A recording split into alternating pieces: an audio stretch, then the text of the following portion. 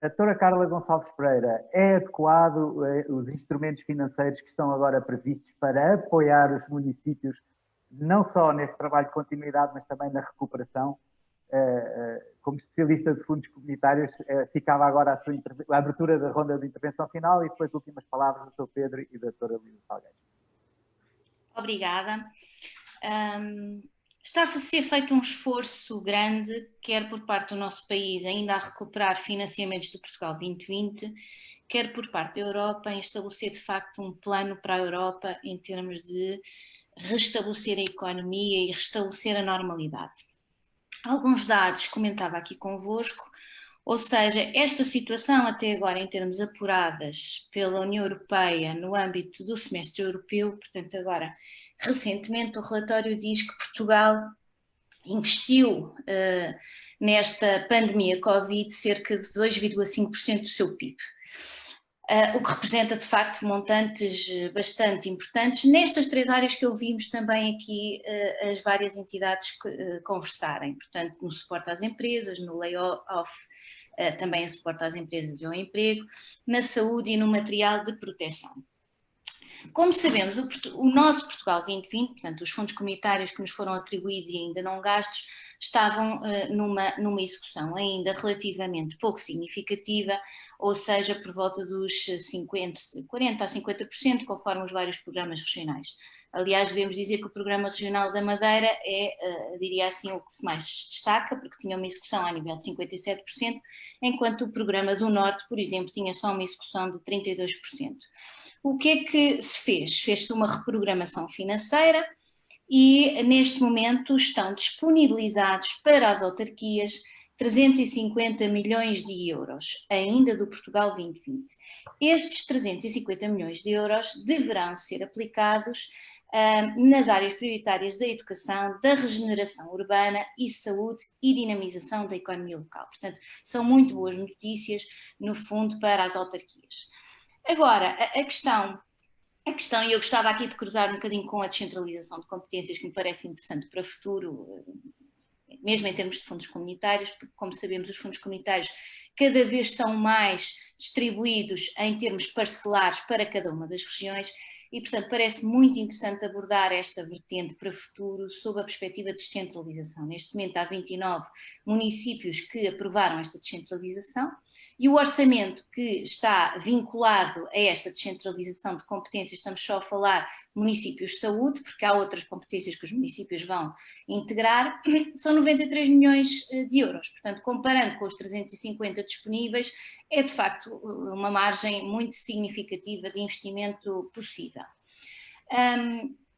Devo-vos dizer que, em termos do pacote europeu de financiamento, ele neste momento está, em termos do pacote de recuperação Covid, são 750 mil milhões de euros, que depois são reforçados com o próximo quadro comunitário, que vai de 21 a 27, com 1.100 mil milhões de euros. Isto são grandes números, pouco ou nada, diria assim, nos ajudam, mas ajudam-nos eventualmente nas verificações daquilo que são as prioridades de investimento.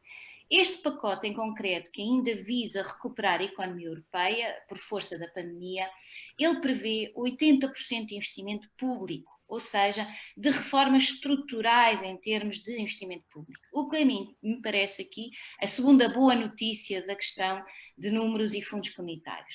Novamente, há aqui uma grande importância dada à proteção e à saúde para prevenir eventuais outros desafios de resposta à crise e à resiliência em termos de choques também futuros, podem não ser pandemias, podem ser outros, mas também 9,4 mil milhões de euros só para um programa de saúde de resposta à crise, que me parece que também não podemos aqui confundir números, ou seja, uma coisa é o investimento em saúde em resposta a estes constrangimentos, outra coisa é o investimento de saúde tradicional e até em cuidados de saúde primários, neste caso da descentralização das competências. Portanto, parece-me serem desafios muito interessantes. Havia aqui uma grande dúvida no país sobre como é que as autarquias se iriam articular com a saúde em termos gerais. Está respondido, quer dizer, a pandemia do Covid respondeu perfeitamente que é possível esta articulação até ser feita em termos de expectativa de maior integração do que aquilo que se previa E neste caso, seja com hospitais, ou mesmo com unidades de saúde locais, ou mesmo com diretamente os diversos ACES através das ARS. Portanto, isso está perfeitamente comprovado. Agora, o que é muito importante nesta fase de preparação dos fundos é começarmos a preparar os projetos, para que logo que o dinheiro esteja disponibilizado a Portugal, quer neste caso dos 350 milhões para as autarquias, quer no caso dos fundos europeus, estejamos prontos para fazer projetos.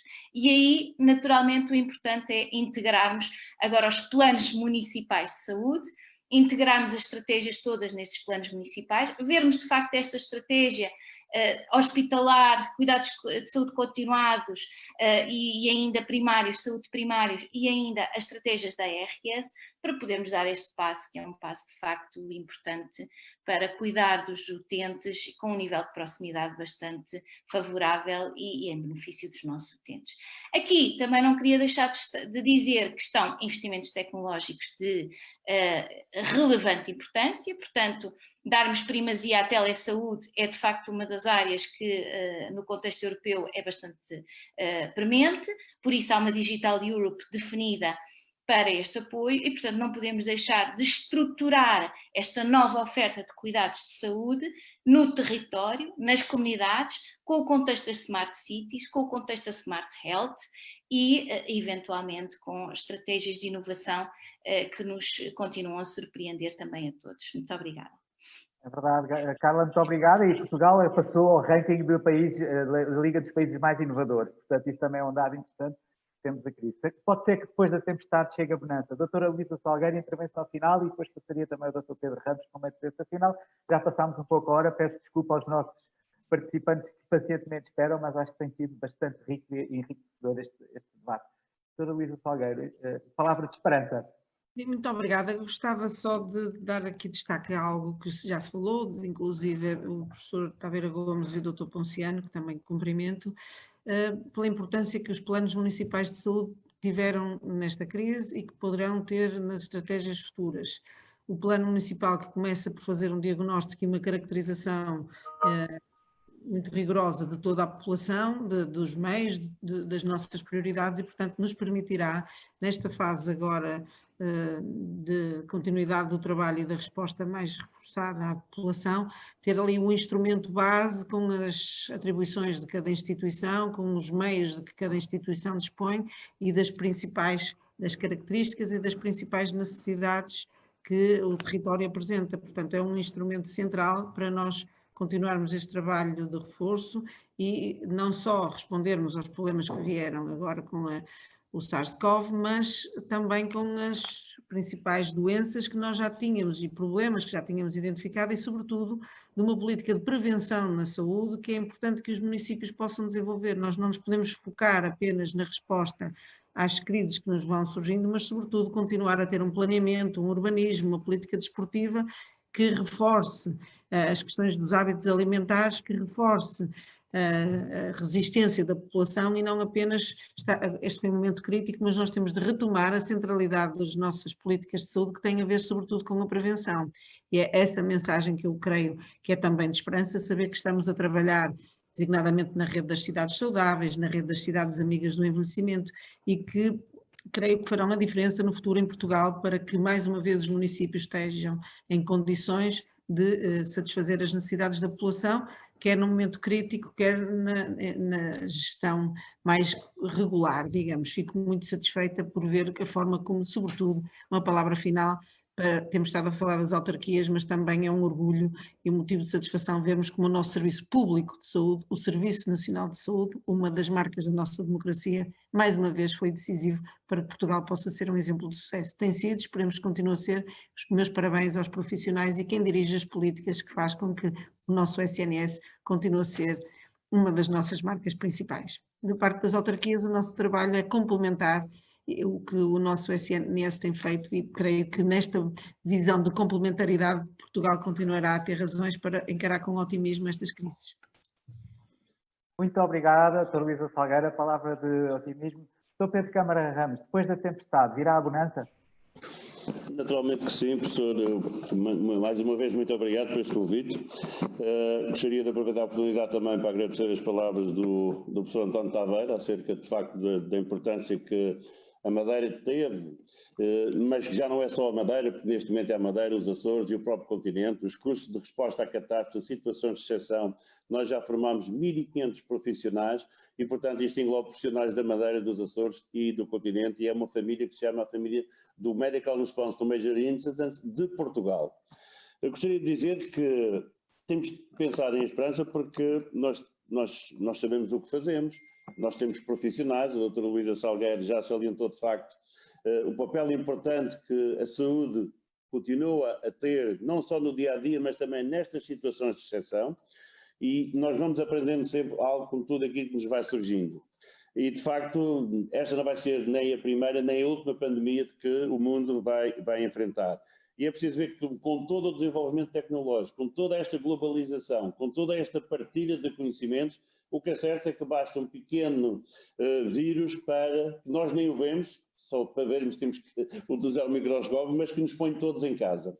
E eu queria deixar uma mensagem que, para a resposta a estas situações, é necessária antecipação, é necessário prevenção e é necessário haver um plano.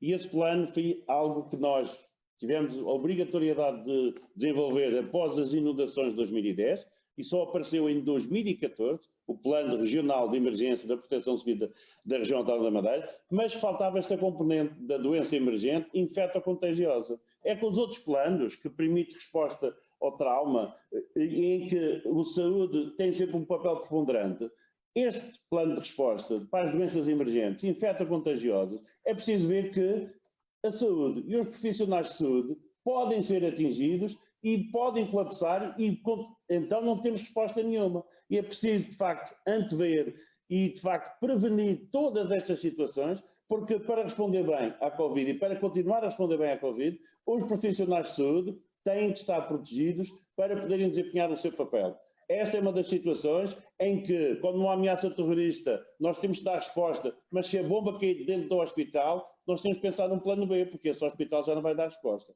Portanto, nós temos de pensar perante as situações de exceção. Felizmente temos seguido os exemplos que têm aparecido em todo o mundo e, se calhar, também agora uma palavra para o professor António Tavares, dizer-lhe só que, de facto, esta experiência que todos os países estão a ter com a resposta à Covid já está a ser objeto de estudo por parte dos organismos internacionais e, neste caso, do professor Stan Lindquist, e o próximo MRMI terá esta componente de resposta a uma situação infecto-contagiosa. Como é que se prepara os cuidados de saúde primários, os cuidados hospitalares, o bloco operatório, os cuidados intensivos, o banco de sangue? São tudo situações que são novas perante esta catástrofe que nós estamos a enfrentar neste momento, mas o Serviço Nacional de Saúde tem bons profissionais, respondeu. Houve, infelizmente, situações em que tiveram que, de facto, também contrair a doença e tivemos muitos profissionais, de facto, infectados. Nós também tivemos alguns não infectados, mas tiveram que fazer quarentena por contactos suspeitos mais próximos, mas nós temos que aprender sempre com estas experiências e com estas situações. 3 palavras é antecipação, prevenção e existência de plano, que deve ser do conhecimento de todos e que deve ser um plano que possa ser desdobrável em termos institucionais, em termos territoriais, consoante a necessidade da dimensão que estamos a enfrentar. Muito obrigado, Paulo. Sem dúvida. Muito obrigado a todos e, sem mais, eu dava por terminada esta sessão, agradecendo imenso as vossas presenças, contributos e participações. Se há algumas questões do chat que ficaram por responder, o adiantado da hora obriga-nos a terminar a sessão. Vamos continuando com estas iniciativas ao longo do ano, até 28, 29 e 30 de outubro, evento presencial do Health Data Forum, onde espero poder contar com todos vós presencialmente. Sem mais, muito obrigado a todos. Eu vou parar aqui a transmissão do Facebook Live, peço ao meu post, e quem quiser ficar um bocadinho mais, podemos continuar, como chamamos na gíria, o soft ending, ou seja, não vou desligar esta sala até as pessoas poderem se despedir tranquilamente. Eu queria pedir ao meu co-host para terminar a transmissão do live Facebook, se me puder fazer essa paragem.